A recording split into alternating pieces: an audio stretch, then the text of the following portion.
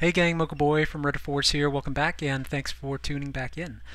Today we're going to be talking about a subject that I have a lot of fun with when it comes to clan wars, and that's how to deal with clan castle troops. These are considerations for things like luring and how to dispatch the clan castle, the defending clan castle troops with as few troops as possible. Now, we're not going to get into kind of the nitty gritty of which one is best because, I mean, obviously it all depends on what you're going to be attacking with. There are going to be times where you don't want to lure and counter with witches, for instance, which I believe are the most efficient way to take care of clan castle troops. Simply because once you're done luring the clan castle and dispatching them, you have witches left over, along with a trio of wizards to help add DPS to do something, whether it's to take out an AQ, to take out an air defense, or another hero. You have them. But there are other times, for instance, like if I'm hitting a Town Hall 10, where witches are pretty much useless to me, especially if I'm going up against multi-target Inferno towers. The witches aren't really going to add anything in that respect because the multi-target Inferno towers will just fry them pretty much instantaneously. So there are times when witches in the CC make sense, and loons in the CC make sense. So we're going to cover a few of those examples, and just so that you understand the deployment order, and hopefully this will help you improve your lures. Depending on how it is that you plan on taking out your your clan castle. So let's take a look at one example here. This was me hitting their number 8. We'd already hit this base, so we knew that a giant and just a few hogs over on the left-hand side would be enough. Now, let's think about the steps here. So step number 1 is obviously going to be the lure, and this is a subject that you could talk about for half an hour. Where to lure from, how to lure the troops, what's the best way to lure the troops, how many troops do you need to take. These are all things that you either need to figure out either through different permutations of attacks on the base or just from experience. Now, in my experience, if you're going to be sending hogs, generally speaking, what happens is when people send in hogs, one of these hogs ends up tanking for the other 3. That first hog rarely ever makes it to the first target to do any kind of damage. And mind you, a hog only has about 475 hit points. So if he's going to be tanking, my opinion is you may as well just send a tank. I mean, it's 5 troops base. You send something that has twice the amount of hit points. So in this case, I always mix in 1 giant. So that's as good as sending 6 hogs, but for the price of 5 space troops. You'll see me do that in a lot of my lures. I'll either send in a giant with some loons behind him, or a giant with some hogs behind him. It's usually the difference between your hogs making it to take out that defense and then pushing in just a little bit further to lure out the clan castle. Because mind you, clan castles take about anywhere from 5 to 8 seconds to get out, to completely dump out. So in your calculations, you have to figure out how many hit points are you sending in versus how much DPS they're going up against to give you a general idea for how many to send in. That's typically how I run my calculations. So that's step number 1. Now step number 2 is always going to be your anchor. You have to find a spot that's safe, that's out of range of all of the defenses, where you can plant a single archer down, or a barbarian, whatever, to start pulling everything over. Now step 3, and in this example we're going to be doing witches. Hang on a second. Let me just... Now step 3 is the part that's a little tricky, and this is the thing that you have to develop your timing with over the course of time. So let's say your archer is busy plinking away there. The next thing you want to do is to drop your witches. But if you're at the point where you don't have level 2 witches yet, and you have, say, 30 troop space, you want to request 2 witches, maybe 1 wizard, and then what's that? 24 plus 4, and then 2 barbarians. Now the reason that you want barbarians and not archers is because the archers mix in with the wizards. So if there's a defending wizard coming, the archers have, if they target an archer, or if they target any of these ranged troops, they'll take out the witches along with them. That's why you want to separate. your CC troops from your witches. And then the best way to do that is you have your witch, your wizard right behind for range support, and then your barbarians. They all come out of the clan castle at one time, at the same time, but the barbarians move forward, kind of along with all of the skeletons that get spawned with them. And it's very, very handy to always have at least 3 or 4 barbarians in the pocket to act as blockers. So you have your your wizards, your wizards, and then your witches. Actually, I just did that in reverse. You have your wizards, and then you have your witch coming in. You want to drop your wizards behind the witches and let them kind of consolidate behind your clump of skeletons. Now, one of the things that happens with skeletons is as they attack, say, an archer, everything starts to converge on this point. And that's an ideal scenario where all of the range support troops consolidate into a single group, at which point it just becomes a matter of having your wizards sneak up behind your skeletons to blast this group. Now, there are a couple of things that you can do to help the process along, because typically what happens is, let's say there's an archer here and then the skeletons start to consolidate around him. All it takes is usually one wizard to take out this entire pack of skeletons, at which point these can all advance. And then if the defending wizards get in range of your witches, then you're in a lot of trouble. So this is where it's handy to do things like your what I call your blockers. So call this like a stage 4. Send in your blockers. Now you have to be careful with the timing of these, because you want to drop your witches early. Give them. It takes them 5 seconds to generate 2 rounds of skeletons. So they need enough time from all the time when the troops are coming across the base to generate those 2 rounds of skeletons. So 5 seconds. So let them do their first round, their first attack round. Wizards, witches, whatever. You let them do their first attack round. Once these first go down, then you start dropping your barbarians, and then you always have the option of dropping your giant or even a golem right after that, because they will walk right past that defending CC and then distract them long enough for your wizards to sneak up and take them out. The typical deployment process, it goes something like this: archer, witch, wizard, barbarians in front of them, and then you pause, you wait, and just see what happens. If you start to run into trouble and you start to lose your wall of skeletons or whatever, that's where you drop the giant, and if that doesn't work, a golem, and if that doesn't work, then the BK, as well as the archer queen. When you have all of those troops laid down, along with your funneling troops, to take out these buildings so that everything funnels in that direction, then you're pretty much set. Now, things almost never go the way that you expect them to. Sometimes you can't do these clean witch, wiz, barb, archer deployments. This kind of configuration. Sometimes, you'll have the defending CC hooking, in which case you'll have to do something like this: witch, let them come up here, and then flank them with wizards on the side. There's so many ways that those permutations can go, and honestly, you just have to practice doing it. So let's take a look at the way this. Let's take a look at the way this all went down, and you can see. I'll red dog. I'll step through the different stages of this. So stage 1, obviously, my tanking giant, and then 3 or 4 hogs to go in there and grab the CC. Now I also drop loons because, if you're going to be doing this.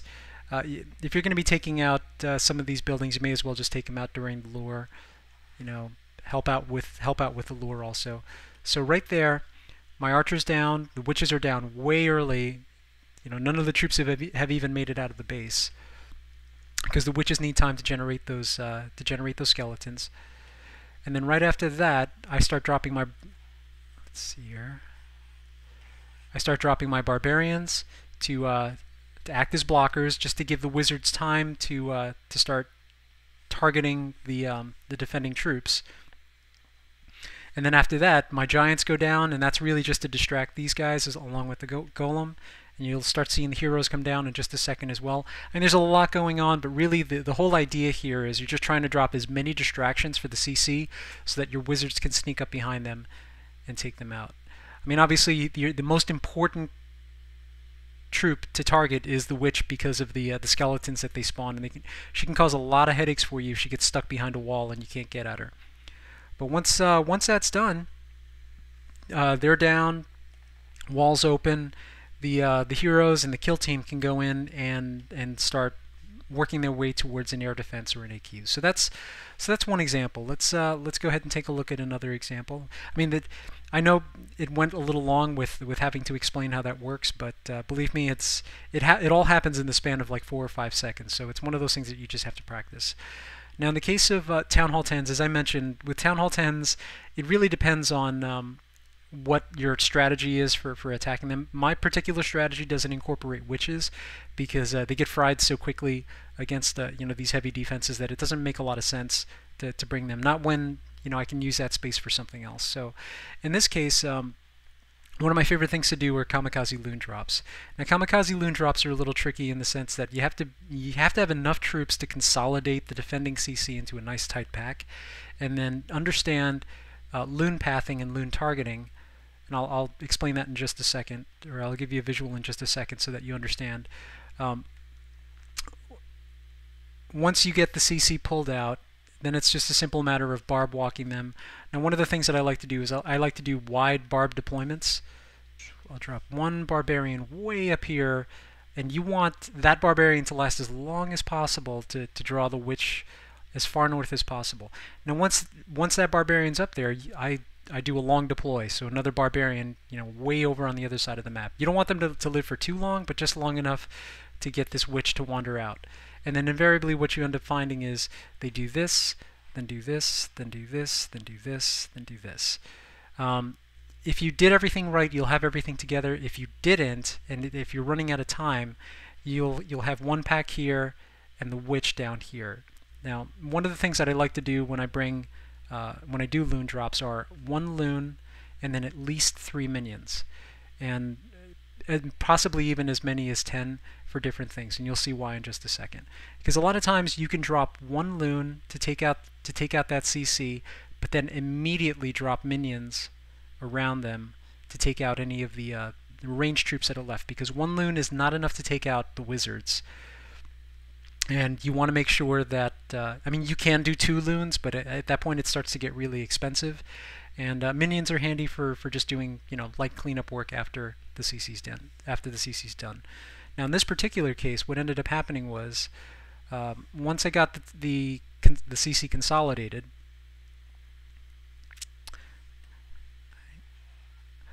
the witch was really far out of range, and I mean, I probably could have worked it so that I could have taken her out with one loon, but in that particular case, I just said, you know what, she's by herself. Let me just drop a couple minions on her head and take them out, and then continue on with the consolidation, because it can be tricky. Now, one of the things with the skeletons is that you want to get them to run. So let's say you drop a barb here. The skeletons will run way over here, and you'll have a few of them over here along with this space. The last barb that you want to drop is going to be right on top of the archers, because those same skeletons will now run back over here and they consolidate with the rest of this pack. And then at that point, it's going to be just a simple matter of dropping a loon literally right on top of their heads, because this is so much DPS that the loons don't need any flight time to land on their heads. Now, if it were just archers, then yes, you might want to do a loon drop. Your options a lot of times are going to be right on top of their heads, 2 tiles away, or maybe even as many as 4 tiles away. It all depends. Now, as far as targeting is concerned, this is where things start to get tricky, and I'm actually going to show you an example of this. When you have 2 defenses on the same plane, let's just say for the sake of argument, your CC's here. If you were to drop a loon right here, he would target that, and then he would obviously miss. But if you were to drop the loon over here, notice this distance here, he would suddenly target that defense, and then again miss the CC. That's why it's really important to consolidate the CC over where there is a target that's by itself. Because if you run into the situation, and again I'll show you an example of this, You will lose your loons and you'll miss the drop because you'll run into targeting problems. But in this particular case, you want the loon to target this, and then you have to calculate the distance as to where it will drop. And it'll usually be right on top of their heads, 2 tiles away, or 4 tiles away. So in this case, it was just right on top of their heads. So let's see, play one last barb to consolidate, one loon, couple minions to take out what was left, one giant to distract. And notice they turn around, and then the wizards can just blast them right from behind, and then the raid can start. So that's that example. Now you heard me mention that there was a let's see. Now this next example, there were a couple of problems with the lure to begin with.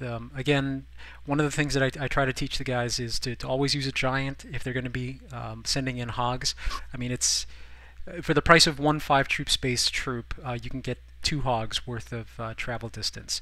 So right off the bat, there were problems with the lure, and the lure was incomplete. The hogs were so damaged at that point that they couldn't proceed into the rest of the base to get the rest of the troops. So there was an incomplete lure. But if you remember what I said, notice here really quickly the 2 defenses that are left. The 2 defenses that are left are this archer tower and this archer tower. Notice they're on the same plane. And look where the CC is. The CC is right in between both of them. So if you were to drop anything on just 1 millimeter to the left of this line or 1 millimeter to the right of this line, they'll go that way and they'll go that way. I mean, really what you needed was this CC either here or here so that you could drop something on their heads and not have any issues with targeting. But as you'll see in just a second, let's see here. So, oh yeah, well, he didn't have enough barbarians, but notice one loon here targets that, another loon here, when he realized he was going to miss, was targeting that, and then at that point it just becomes a miss all around. But notice how long it takes for the balloons to go down. That's that other other skill that you have to learn on how to gauge the flight time for how long the loons are going to have to live before they drop. So that's that example. In this last example, there are going to be times where it's not necessary to do a barb walk, and all you have to do is dump the CC out, and then just let your witches draw them out. They'll consolidate, and then at that point you have your golem and you have your barbarian king to handle the distraction portion of the pull, and then just to give your ranged troops enough time to get in, to sneak in behind them and take them out. So in this example, I just dropped a couple loons on these exterior defenses so that I had clean targeting, 4 hogs to pull out the CC along with a couple giants to tank. There's a lot of DPS loaded up on this side, and then while that's all happening, of course, I've got my troops over on the side starting to create the funnel. Now unfortunately, I waited just a hair too long, and the CC took out the archer and then immediately targeted the witch. So I lost that one witch before I just wasn't fast enough on the golem to distract those troops. But once they're out there, you've got enough ranged troop support that you can take out whatever's left. Usually it's going to come down to the BK distracting and the AQ taking out whatever's left. And then at that point you do the CC kill or you do the AQ kill and then start your hog raid. So that's another example of using witches to take out the CC, where sometimes you don't need to do that consolidation. It's nice if you have the extra troops to do it, but it's not always necessary. So I hope that clears up some of the different ways that we do this, and especially with the rise of La Lune, you want to make sure that you're not mixing witches in if you're going in strictly with air troops. I mean, yes, there are going to be times when that makes sense, but 24 space is a lot of space. You can do a lot of damage with those 4 balloons. Especially if witches aren't going to be adding anything to the raid. So some things to consider. I'm running some training. I'm running some training nights with the guys to just get them comfortable with the idea of how to deploy witches, how to the timing of deploying the blockers, considering making considerations for setting up your funnel. There's like five simultaneous things that are happening when you're using witches in that respect. And then as far as loon drops are concerned, I mean it really is as simple as picking a defense that you're going to be using as your targeting anchor, and then bringing enough barbarians with you to walk everything out. Because mind you, it takes time to do this. So it can take upwards of 30 or 40 seconds, just to get the CC consolidated in time for you to drop your loons. So yeah, I mean that's this. I mean there are more examples like this, but those are the basics. If you have any questions or any comments about that, just let me know. And thanks for tuning in.